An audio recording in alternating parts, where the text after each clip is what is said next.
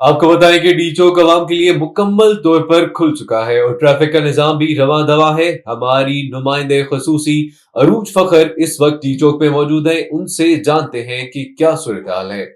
جی، آپ کو ڈی چوک کی تازہ ترین صورتحال سے آگاہ کرتے چلے۔ ڈی چوک مکمل طور پر کھل چکا ہے اور عوام کی آمد و رفت جاری ہے۔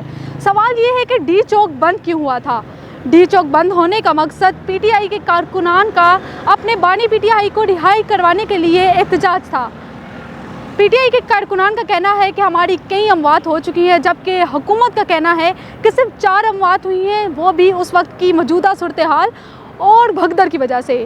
علی امین گنڈا پور کا کہنا ہے کہ دھرنا ابھی بھی جاری ہے، جبکہ ڈی چوک مکمل کھل چکا ہے اور یہاں کوئی بھی کسی بھی کنٹینر یا کسی بھی قسم کی کوئی رکاوٹ نہیں ہے اور مکمل طور پر ٹریفک کا نظام بھی رواں دواں ہے۔ جی، ہمارے نمائندہ خصوصی عروج فخر ہمیں تفصیلات سے آگاہ کر رہی تھیں۔ ان کا کہنا تھا کہ ڈی چوک عوام کے لیے مکمل طور پر کھل چکا ہے اور ٹریفک کا نظام بھی رواں دواں ہے۔